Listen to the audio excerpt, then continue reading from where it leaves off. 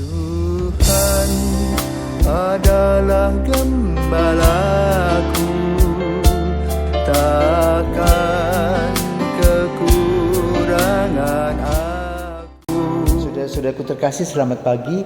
Salam jumpa lagi dalam Sabda Siap Saji Selasa 7 Juni 2022. Hari biasa, pekan yang ke-10. Marilah kita berdoa dalam Bapa, Putra, dan Roh Kudus. Amin.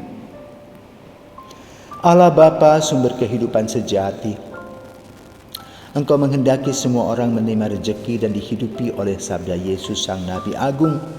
Kami bersyukur atas semuanya itu, tetapi memohon berkenanlah Engkau menjadi pegangan andalan kami, entah hidup entah mati. Demi Yesus Kristus Putra-Mu dan pengantara kami, kini dan sepanjang masa. Amin. Tuhan bersamamu dan bersama rohmu.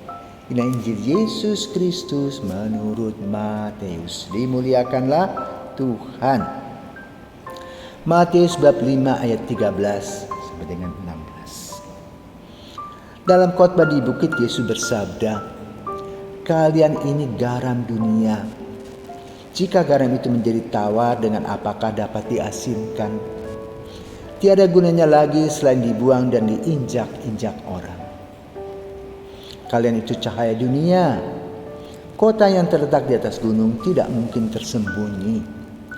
Lagi pula orang tidak menyalakan pelita lalu meletakkannya di bawah gantang, melainkan di atas kaki dian, sehingga menerangi semua orang di dalam rumah itu. Demikianlah hendaknya cahayamu bersinar di depan orang, agar mereka melihat perbuatanmu yang baik dan memuliakan Bapamu di surga." Demikianlah sabda Tuhan. Terpujilah Kristus. Tak terasa kita memasuki masa biasa. Setelah merayakan Pentakosta pada hari Minggu, kita memasuki kembali hari Minggu biasa. Dan kali ini kita memasuki hari Minggu biasa yang ke-10. Di mana Injil membicarakan tentang garam dan pelita. Para ibu paham bahwa garam diperlukan untuk memasak. Dengan garam, maka makanan menjadi lebih enak, tidak tawar. Dengan garam, ibu-ibu pun juga bisa membuat semua yang serba asin. Sayur asin, kacang asin, telur asin, ikan asin, dan lain-lain. Semua itu untuk apa? Diawetkan, agar mereka atau barang-barang itu dapat bertahan lebih lama. Ibu-ibu kalau belanja, tentu dia membeli garam dan beras. Tidak mungkin seorang ibu membeli garam sampai 5 kilo, karena garam tidak memerlukan banyak, tidak seperti beras.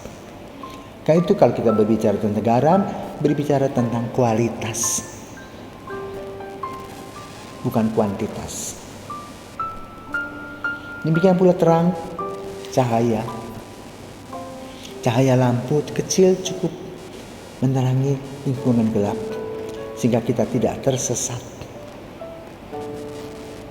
Ini berkaitan juga dengan kualitas. Dan semua yang gelap-gelap bila diterangi bisa semua kelihatan. Nah, dari dua hal ini Yesus berbicara tentang kualitas iman kita, kualitas pribadi kita. Iman tidak bisa dibeli. Tidak seperti KTP. Tapi ada iman dalam KTP. Nah, di sana orang tidak paham tentang imannya. Maka ketika orang mengarahkan kepada yang lain, dia juga akan ikut karena dia tidak punya prinsip. Demikian pula dalam kehidupan kita sebagai seorang mengikut Yesus, orang tua menanamkan nilai-nilai dalam hidup. Satu, disiplin. Kapan kita bekerja, kapan kita makan, kapan kita berdoa, kapan kita tidur. Disiplin. pengulangan, tetapi akan menjadikan kebiasaan yang positif.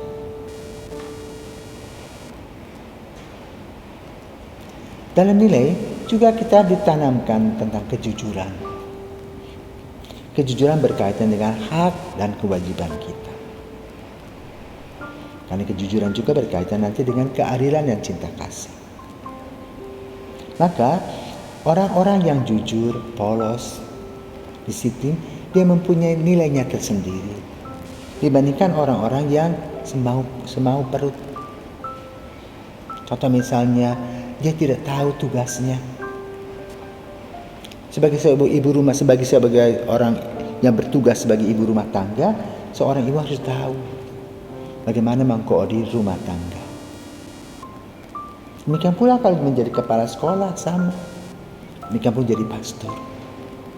Tahu bahwa tugasnya antara lain misa. Jangan mengganti misa dengan hal lain. Juga ibu-ibu mengurusi anak daripada ngerumpi atau korupsi, mencuri, tidak cocok dengan kehidupan sebagai seorang Kristiani. Maka Yesus berkata, kalau garam sudah tidak tawar, apa artinya? Ini mengatakan bahwa hati-hati dengan diri sendiri. Jangan sampai kita terjerembab oleh ketidakbijaksanaan kita. Karena kita tidak mengerti apa makna di balik semuanya itu. Yesus mengajarkan cinta kasih. Yesus mengajarkan berbagai macam aktivitas bahkan mujizat. Tujuannya adalah bukan untuk memuliakan dirinya, tetapi untuk memuliakan Tuhan. Kita bersama dalam dunia bekerja, kita juga ingin memuliakan Tuhan melalui pekerjaan kita, melalui aktivitas kita, dan juga melalui harga diri kita. Tapi kalau kita salah arah,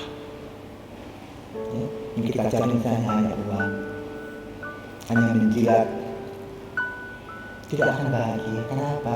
Kita punya suara hati.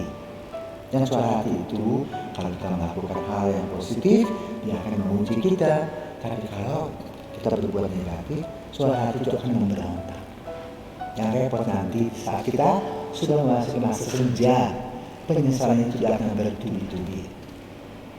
Maka pada hari ini Yesus mengajak kita untuk melihat kualitas iman kita, kualitas kepribadian kita yang digambarkan seperti garam, tidak banyak, tetapi berkualitas, memberikan rasa nyaman, memberikan rasa enak, dan juga pelita atau terang cahaya.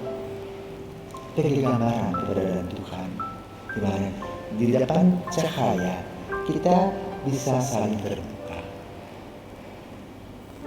Dan keterbukaan inilah yang diperlukan berhadapan dengan Tuhan sendiri. Apakah kita mengalami kesulitan, apakah kita mengalami kesenangan, apakah kita mengalami suka dan duka, keterbukaan itu penting. Mari belajar dari Yesus yang mengajarkan kepada kita tentang garam dan terang, tentang kualitas hidup kita, tentang hak dan kewajiban kita, tentang kedisiplinan dan rasa tanggung jawab kita, sehingga kita boleh berjalan dalam diri sebagai seorang yang betul-betul bersukacita, karena menjadi alat damai Tuhan. Semoga kita diberkati.